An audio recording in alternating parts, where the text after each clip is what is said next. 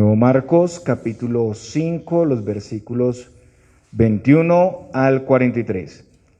Pasando otra vez Jesús en una barca a la otra orilla, se reunió alrededor de él una gran multitud, y él estaba junto al mar.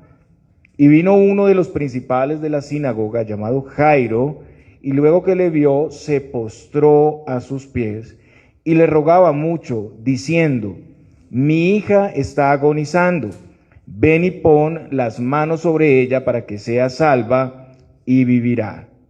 Fue pues con él, y le seguía una gran multitud, y le apretaban. Pero una mujer que desde hacía 12 años padecía de flujo de sangre, y había sufrido mucho de muchos médicos, y gastado todo lo que tenía, y nada había aprovechado, antes le iba peor, cuando oyó hablar de Jesús, vino por detrás entre la multitud, y tocó su manto, porque decía: si tocare tan solamente su manto, seré salva. Y enseguida la fuente de su sangre se secó, y sintió en el cuerpo que estaba sana de aquel azote. Luego Jesús, conociendo en sí mismo el poder que había salido de él, volviéndose a la multitud, dijo: ¿quién ha tocado mis vestidos? Sus discípulos le dijeron: ¿ves que la multitud te aprieta y dices: ¿quién me ha tocado? Pero él miraba alrededor para ver quién había hecho esto. Entonces la mujer, temiendo y temblando, sabiendo lo que en ella había sido hecho, vino y se postró delante de él y le dijo toda la verdad. Y él le dijo: hija, tu fe te ha hecho salva, ve en paz y queda sana de tu azote. Oremos.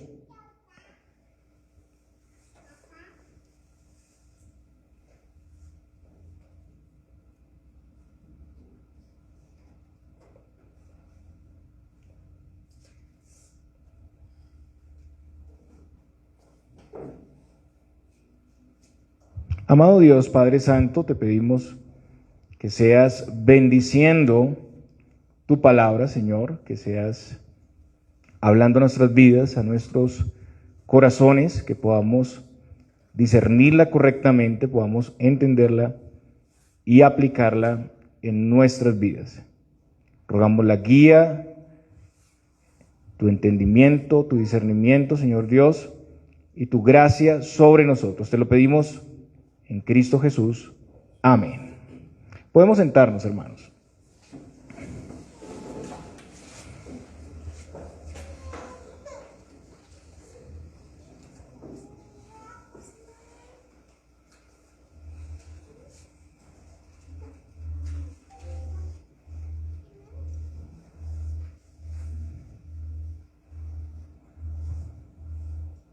Muy bien, he titulado esta enseñanza: Cristo, el médico que trae la esperanza de la vida eterna. Cristo, el médico que trae la esperanza de la vida eterna. Estamos haciendo sermones expositivos del Evangelio según Marcos. Nos encontramos en el tiempo de mayor popularidad y fama del ministerio de nuestro Señor Jesucristo. Y a partir del capítulo 4 vimos una serie de parábolas con el tema del reino de Dios, donde el Señor usa la figura del terreno, la semilla y el crecimiento. Seguidamente se inicia una nueva sección y encontramos varias circunstancias, encuentros del Señor con algunas personas. Vimos la tormenta ahí cruzando el mar, la liberación del endemoniado gadareno y la predicación en Decápolis. Situaciones prácticas y también situaciones portentosas, donde los discípulos siguen siendo edificados al ver el obrar poderoso de Dios. Después de la enseñanza instructiva, el Señor trae la práctica, eso es lo que vemos ahí. El día de hoy vamos a ver dos milagros entrelazados. Espero que pueda tener todo el tiempo para explicar estas dos enseñanzas, dos circunstancias que tienen en común la desesperanza ante el agotamiento de las posibilidades humanas, ante el uso de los medios comunes. Y en esto tenemos dos personajes. En primer lugar, lo leíamos, la mujer marginada, y el principal de la sinagoga, que a pesar de sus grandes diferencias sociales, tienen en común la frustración y la angustia de la desesperanza, y también tienen en común la fe en el Señor a pesar de las circunstancias, a pesar de las circunstancias. Entonces, el día de hoy veremos que Cristo es el médico perfecto, quien provee y sustenta nuestra fe. Veremos la fe en medio del afán y la angustia. Veremos la fe en medio del temor y la vergüenza, y por último la fe suplida por el poder de Dios, el poder supremo de Cristo. El poder supremo de Cristo. Vamos a ir hasta el versículo 43. Espero que podamos tratar estas dos partes, pero vamos a estar inicialmente en los versículos 21 al 24. Pasando otra vez Jesús en una barca a la otra orilla, se reunió alrededor de él una gran multitud, y él estaba junto al mar.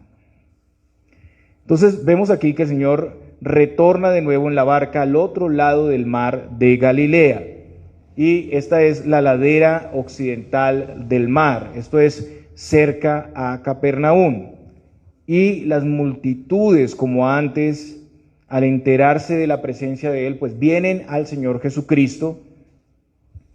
Y aquí hay un gran contraste con Decápolis. Las personas en Decápolis querían que el Señor se fuera lejos.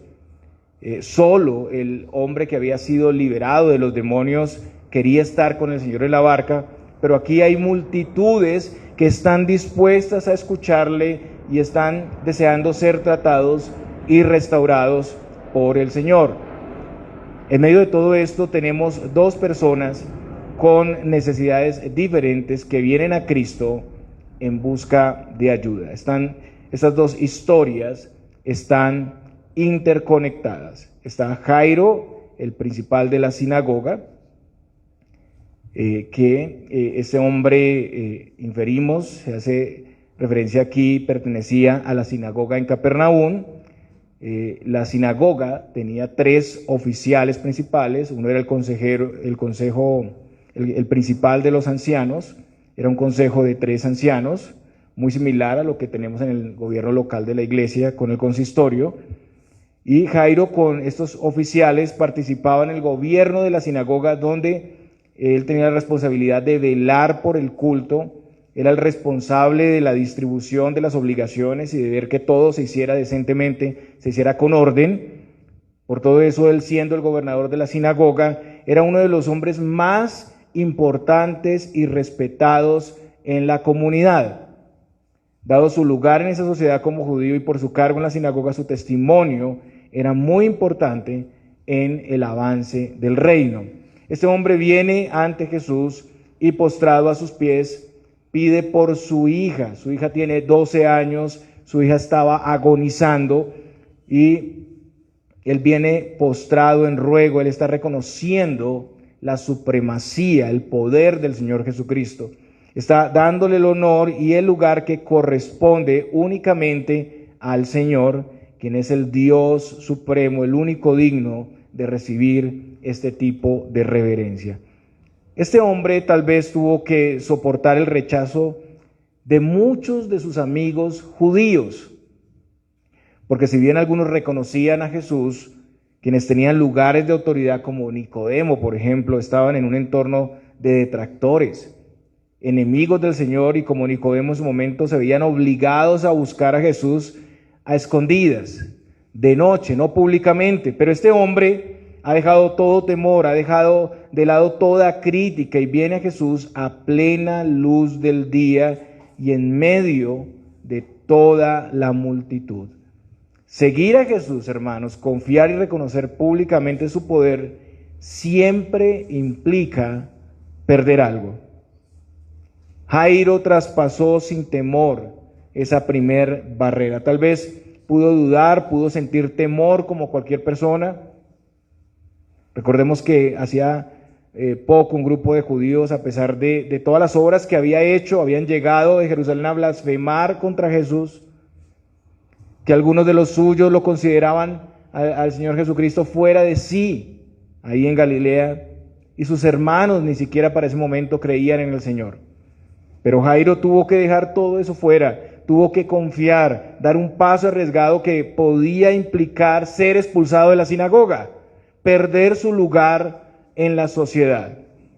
Lucas dice que era su única hija, porque tenía una hija única, dice Lucas. Entonces, esto hace que la situación de pérdida sea más grande, sea más difícil. La niña tenía 12 años, por un lado era de una edad temprana, estaba en el umbral de la juventud y también, de acuerdo a la cultura judía, era una edad transitoria a la madurez como mujer.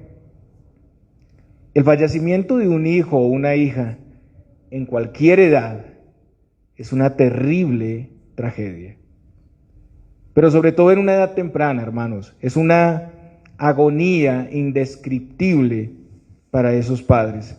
Cualquier padre entraría en desespero por buscar ayuda, agotaría todos los recursos para buscar especialistas, medicamentos, provisiones para evitar una situación tan difícil. La petición era que Jesús fuera a su casa y pusiera las manos sobre la niña para que se sanara, para que fuera librada, para que viviera. En el griego dice hijita. Jairo se refiere a su hija mostrando su ternura, su amor por ella.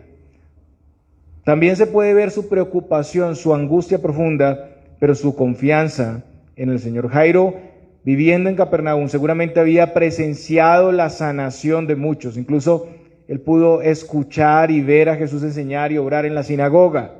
Él podía estar confiado que si era la voluntad del Señor, su hija iba a ser sana. La fe ahí no reposa en su propia confianza, no es un paso a la deriva tampoco, sino que descansa en los hechos de Jesús ahí en Galilea, en la predicación de su palabra, en su poder que él ha presenciado. El Señor atiende a su ruego, entonces aquí, y va con él. Estamos en el versículo 24. La multitud era muy grande. Marcos dice que le apretaban, y podemos imaginar que en esa situación era difícil abrirse camino para ir a la casa de Jairo, o sea que el tránsito fue lento, fue difícil abriéndose camino entre la multitud. Mientras eso pasaba, hay una interrupción. Entra en escena una mujer que toca a Jesús. Y eso está en los versículos 25 al 34. El Señor iba a atender la situación de la hija de Jairo, pero tiene que detenerse porque algo ha pasado. Entonces Jairo está como en un sí, pero todavía no. Está en pausa ahí, hay que esperar. Jairo debió desesperarse, debió angustiarse. Su situación era una emergencia, la niña agonizaba. Pero a pesar de la tensión, Jairo espera pacientemente. Jairo aquí es probado. Sus ideas, su cosmovisión aquí es tratada. En medio de la multitud, una mujer pensó en tocar al Señor para recibir solución a una enfermedad. En Mateo podemos ver cuál era el propósito de esa mujer. Mateo 9:21, vaya conmigo a ese texto, ahí puede usted ver el pensamiento de la mujer. Mateo 9:21 dice, porque decía dentro de sí, si tocare solamente su manto, seré salva. Esa mujer estaba enferma. ¿Qué tenía la mujer? Tenía un flujo de sangre y llevaba 12 años en esa situación. Y podemos imaginar que esta situación le había deteriorado gradualmente. La mujer había buscado ayuda en los médicos, había gastado todos sus recursos, pero todo había sido en vano. Era una enfermedad muy difícil de tratar para la época. En el Talmud se proponen 11 curas para ese problema. Algunos eran tónicos astringentes y otras soluciones supersticiosas, cosas extrañas. Esta mujer había probado todo tipo de remedios, pero ella no había encontrado solución en la medicina de este tiempo. Era una enfermedad que no tenía cura para el momento. Incluso Marcos dice que antes le iba peor. Esto habla mal de la medicina de este tiempo, de los médicos de este tiempo. Los remedios no ayudaban, tal vez es posible que le afectaron generando otras reacciones en su cuerpo. Y aquí debemos aclarar que no se dice que la medicina o los médicos en general pues sean malos. Es claro que para este tiempo pues no habían muchos desarrollos en la medicina y en ese caso no había una provisión para esa enfermedad. Sin embargo, creemos que el Señor puede usar hoy en día la medicina para bendecir a su pueblo. Volviendo al texto, vemos que esta mujer estaba en bancarrota. Esta era una situación crítica para ella. Ella estaba débil por su enfermedad, físicamente estaba débil. Además ella, y creo que ese es el punto importante aquí central, ella estaba excluida de la vida social y religiosa. De acuerdo a la ley, por su situación, ella era considerada ceremonialmente impura. Vaya conmigo al libro de Levítico, capítulo 15, en los versículos 25 al 27. Levítico, capítulo 15, en los versículos 25 al 27.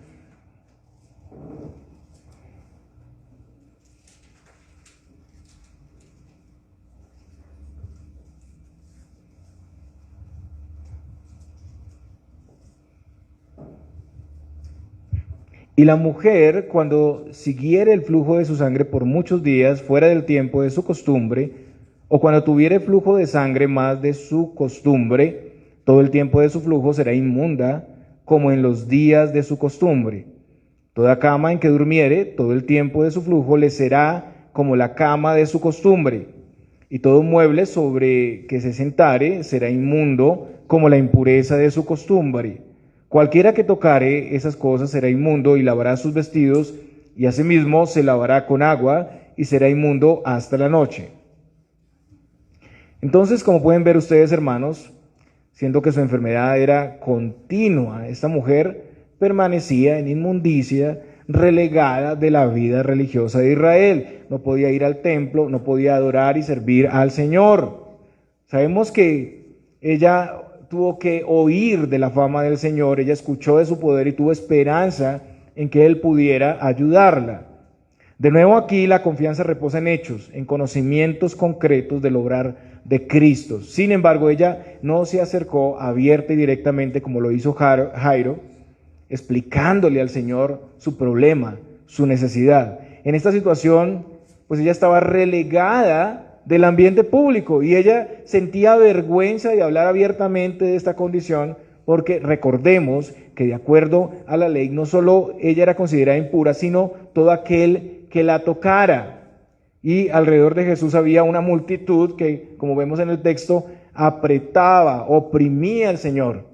Entonces no había forma de llegar a Jesús sin tocar o por lo menos rozar a muchos.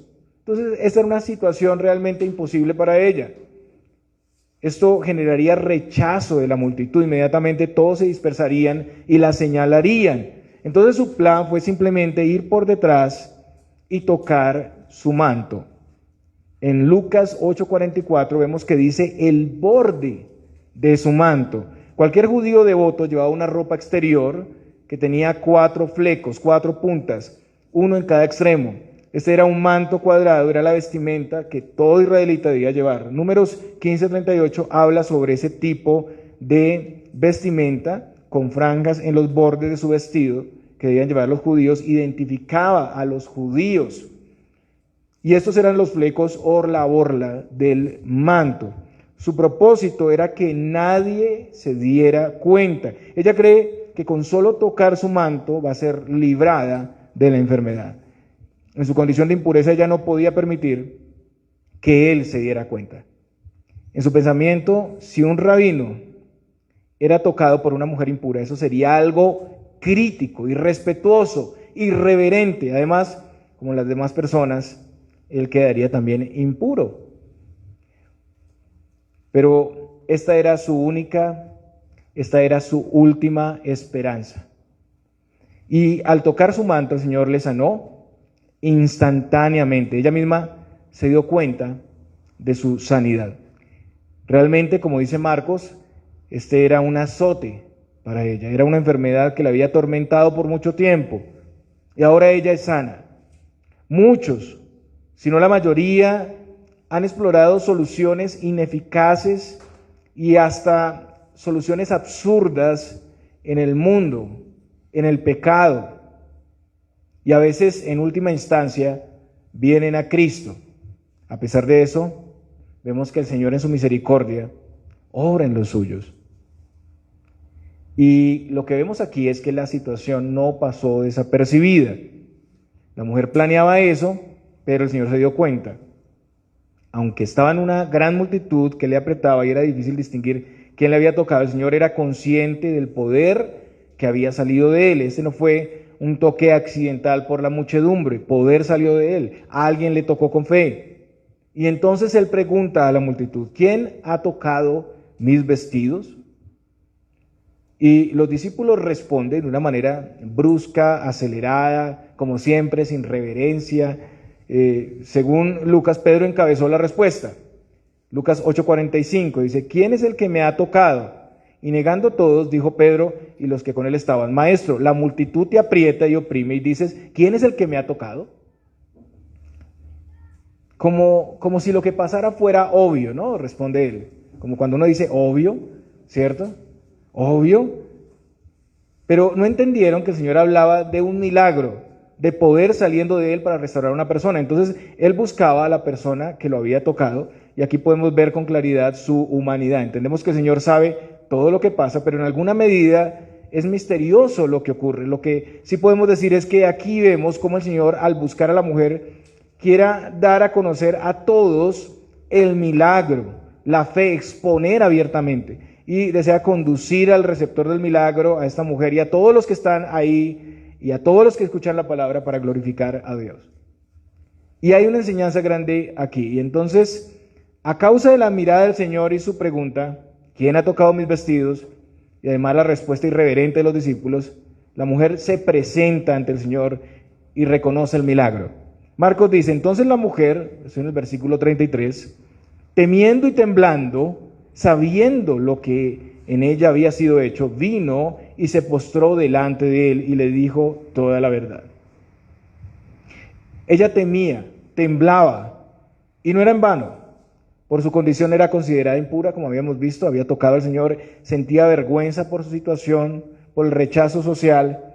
Sobre todo ella pudo pensar que sería reprendida.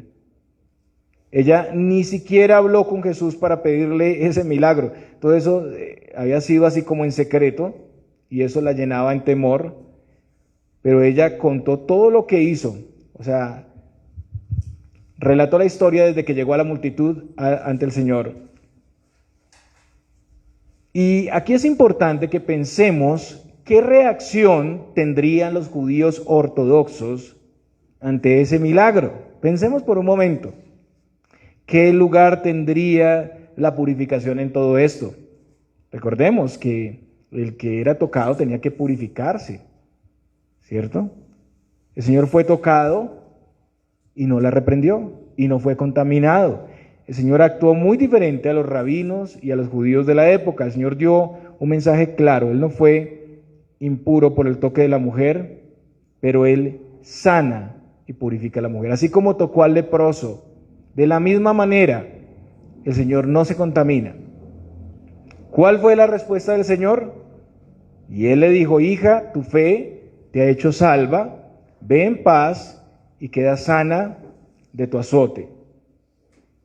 El Señor no preguntó quién había sido tocado por la mujer para purificarse, ¿cierto? ¿Quién de ustedes fue tocado por la mujer también? Vaya y purifíquese. No, el Señor la llamó hija. Se refirió a ella de manera familiar, tierna. Tu fe te ha hecho salva, ve en paz. Recordemos que ella sabía del poder de Jesús, ella había presenciado su obrar y por eso fue a tocarle. Su fe estaba basada en ese conocimiento. Su fe en sí misma no fue la base para su corazón, sino el contenido, el objeto de su fe, Cristo y su poder. La fe fue el conducto por la que recibió ese beneficio. Y aquí debemos recordar de nuevo, hermanos, ¿qué es la fe? La fe es confianza plena en la voluntad, cuidado y el poder del Señor. En base a sus palabras y obras y las bendiciones vienen por su soberana gracia. Es una dependencia activa, pero humilde, en el poder de Dios para hacer su voluntad revelada. Dios obra dándonos la victoria, pero solamente como y cuando Él lo permita. Ahora, ¿cuál fue el objeto de la fe ahí? Lo importante de la fe no es la fe misma, sino el objeto de esta fe, que debe ser Cristo. La fe es el vehículo de la gracia que recibimos, pero la fe sin Cristo no tendría ningún propósito. La fe abre la puerta para que el Señor intervenga según su voluntad, pero no es nuestra fuerza, no es nuestro poder y manipulación egoísta, es confianza sencilla en el Señor y su cuidado. No es un poder con su propio derecho. La fe no es una fuerza que manipulamos para nuestro beneficio. La fe es confianza para no temer, para acudir al Señor con humildad y dependencia y esperar de Él su provisión abundante. Ella fue librada de su problema, pero aún más, ella puede tener paz con el Señor. Hay bienestar en su cuerpo, pero también en su alma, en su relación con el Señor. Él no está enojado por la forma en que se dio el milagro. Ella queda sana del azote, el Señor asegura la permanencia de su restauración. Todos los médicos anteriores habían fallado, tal vez por un momento esas medicinas sirvieron, pero después volvía a la misma situación, de seguro, pero ahora ella sería completamente sana. Recordemos que Dios había dado a Israel leyes ceremoniales, ordenanzas en parte de adoración, como dice nuestra confesión, prefigurando el cumplimiento en Cristo, sus gracias. Pero viniendo Cristo, que es el cumplimiento, la realidad, esas leyes ceremoniales quedaron abrogadas. Todas las ordenanzas de purificación ritual fueron cumplidas en Cristo y por eso están abolidas para nosotros. El autor de Hebreos, hablando del primer pacto, sus ordenanzas de culto y el santuario terrenal, en Hebreos 9, 10 al 14 dice lo siguiente: lo cual es símbolo para el tiempo presente, según el cual se presentan ofrendas y sacrificios que no pueden hacer perfecto en cuanto a la conciencia al que practica ese culto, ya que consiste solo de comidas y bebidas, de diversas abluciones y ordenanzas acerca de la carne, impuestas hasta el tiempo de reformar las cosas.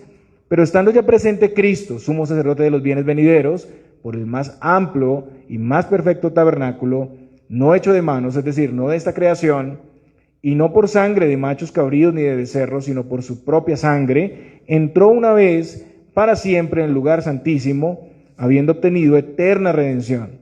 Porque si la sangre de los toros y de los machos cabríos y las cenizas de la becerra rociadas a los inmundos santifican para la purificación de la carne, cuánto más la sangre de Cristo, el cual mediante el Espíritu eterno se ofreció a sí mismo sin mancha, limpiará vuestras conciencias de obras muertas para que sirváis al Dios vivo.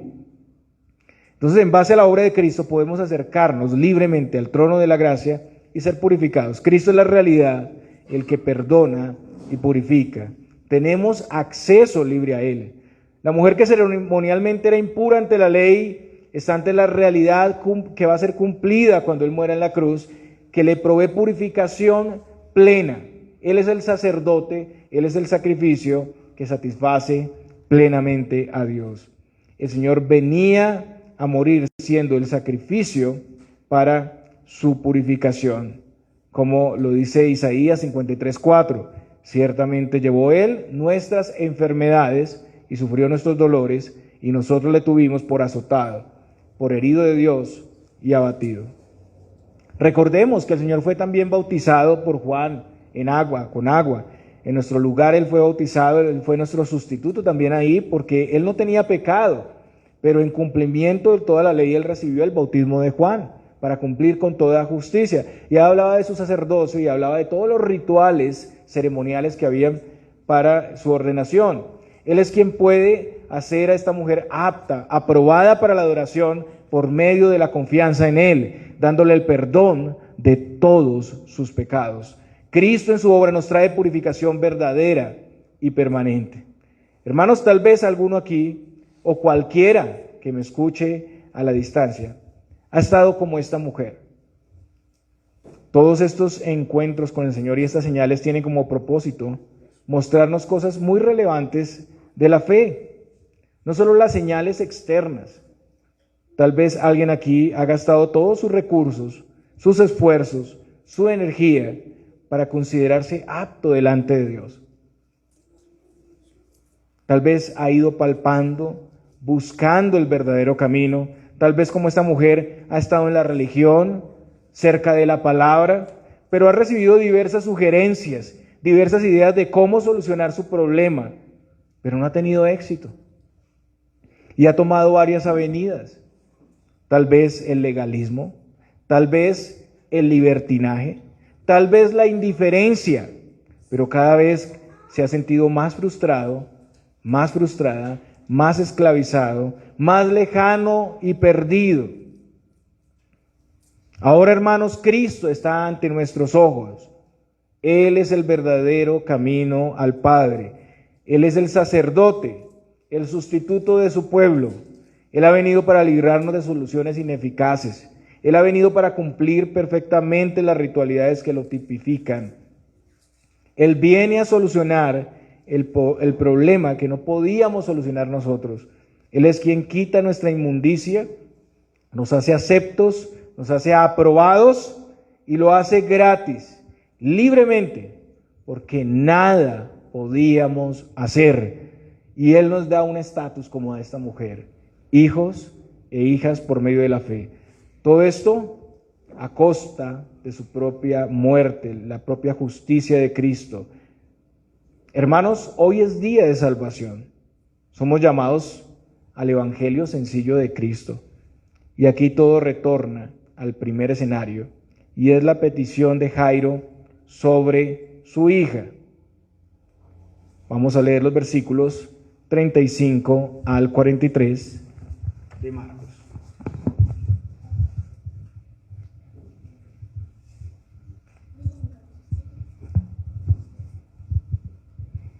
Mientras él aún hablaba, vinieron de casa del principal de la sinagoga diciendo: tu hija ha muerto. ¿Para qué molestas más al maestro? Pero Jesús, luego que oyó lo que se decía, dijo al principal de la sinagoga: no temas, cree solamente. Y no permitió que le siguiese nadie, sino Pedro, Jacobo y Juan, hermano de Jacobo.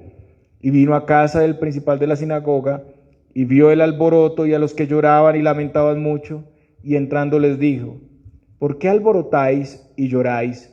La niña no está muerta, sino duerme. Y se burlaban de él. Mas él, echando fuera a todos, tomó al padre y a la madre de la niña y a los que estaban con él, y entró donde estaba la niña. Y tomando la mano de la niña, le dijo: Talita cumi, que traducido es: niña, a ti te digo, levántate. Y luego la niña se levantó y andaba, pues tenía 12 años, y se espantaron grandemente, pero él les mandó mucho que nadie lo supiese, y dijo que se le diese de comer. Entonces, aquí se retoma la historia. Una noticia desesperanzadora. Recordemos que Jesús ya iba de camino a la casa de Jairo. Y es como cuando ya tienes parte de lo que vas a recibir, pero hay algo que hace que todo se frustre, que se detenga. Estas personas que vinieron con la noticia, tal vez eran familiares o amigos. Para estas personas que venían de la casa no había solución. Para ellos la niña había muerto. Para ellos ya no era necesario insistirle más a Jesús. Pensaron que Jesús podía sanar a la niña, pero no creían que Él podía resucitarla. Y también podemos ver que este informe carece de cuidado, de compasión. Es una noticia que se le arroja a este hombre sin ningún temor. Podemos imaginar la profunda tristeza de este hombre cuando escucha la noticia. Y podemos imaginar su pensamiento, ¿cierto? Él diciendo, pues si hubiera sido más rápido, si esta mujer no se hubiera atravesado en el camino, tal vez ya estaríamos allá y mi hija estaría sana. Y hermanos, constantemente en el peregrinaje de la vida cristiana escuchamos también estas voces que nos desalientan, que nos animan, que niegan los atributos gloriosos de nuestro Dios, la identidad de nuestro Dios. Y lo que vamos a ver aquí es el consuelo y esperanza del Señor. Pero Jesús luego que oyó lo que se decía, dijo al principal de la sinagoga, no temas, cree solamente. El Señor da consuelo a Jairo, lo llama a confiar en Él, a descansar en su cuidado. Y siendo que Jairo ya venía con el Señor, él presenció un milagro instantáneo. La mujer con flujo de sangre fue sana. Él había visto una señal portentosa. Entonces, lo imposible para el hombre es posible para Dios. Él no puede dejarse guiar por la incredulidad de otros y temerle a la muerte. Él solo debía seguir creyendo. La fe es dada por Dios y es sostenida por la misma palabra de Dios, como Pablo dice a los romanos, así que la fe es por el oír, y el oír por la palabra de Dios. Jairo tenía la palabra de Dios enfrente, ante él, caminando delante suyo, llevándole sin titubear. Así es la asistencia de nuestra fe, hermanos. La palabra firme y estable que rompe con las sugerencias de la incredulidad. Él debe continuar confiando. Él ya creyó, debe seguir confiando. No solo fe inicial, sino que toda la vida cristiana es una perseverancia en esa fe, que es sostenida por las palabras de Dios. Él está ante el autor y el sustentador de la vida.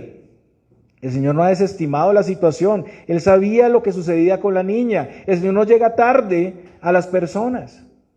Como con Lázaro, que ya había muerto para cuando el Señor llegó a su casa. Y en respuesta, entonces el Señor obra. El Señor ejecuta su poder en respuesta a esa fe. Y ahora el Señor le da consuelo entonces a Jairo. No se desinteresa. No le dice a Jesús que cancelen la visita. El hombre también reacciona. Él va con Jesús. Y en esto podemos ver su fe. Lo importante es lo que el Señor ya ha obrado. Él promete. Él está delante de sus ojos. Él nos ha mostrado ya su suficiencia y entonces nosotros caminamos hacia Él. Él nos guía en un mundo incrédulo, en un mundo muerto. Y a veces nos sentimos así, rodeados de muertos, ¿cierto, hermanos? De quienes no ven a Cristo y quieren que sigamos sus pisadas que van de seguro al hoyo, que van al abismo. Y hablamos aquí a los que ya están en el camino. Si escuchas hoy su voz, síguelo, confía y no serás defraudado, hermano, hermana. ¿Qué pasa después? Versículo 37. Y no permitió que le siguiese nadie, sino Pedro, Jacobo y Juan, hermano de Jacobo. Entonces el Señor despide a la multitud, incluso solo lleva parte de sus discípulos. No sabemos cuál sea la razón, tal vez se necesitaban 3 testigos. Y al llegar a la casa encuentran a varias personas en medio de la confusión y el llanto. Y Mateo dice que además de los lamentos y el alboroto, había personas que tocaban flautas. Mateo 9:23, era un ambiente de duelo. En esa cultura los funerales eran algo diferentes a lo que conocemos en nuestro contexto. En Medio Oriente, cuando alguien muere, hay un lamento que es como un chillido agudo que anuncia a todo el vecindario lo que ha pasado. Esta es una señal clara para los parientes, para que empiecen a demostrar tristeza. Miqueas se refiere a eso en su libro Miqueas capítulo 1, versículo 8. No lo voy a leer ahora por tiempo, pero ustedes pueden mirarlo en su casa. Adicionalmente, en conexión con eso, hay diversas exclamaciones de tristeza y también se alquilan a personas para que lloren. Increíblemente esto es así. Lamentadoras y lamentadoras, llorones profesionales llamados plañideras. Y entonces esas personas a propósito están generando un ambiente de duelo, pero son personas que fueron pagadas para que estén ahí. Y el Señor entra en la casa y les dice: ¿por qué alborotáis y lloráis? La niña no está muerta, sino que duerme.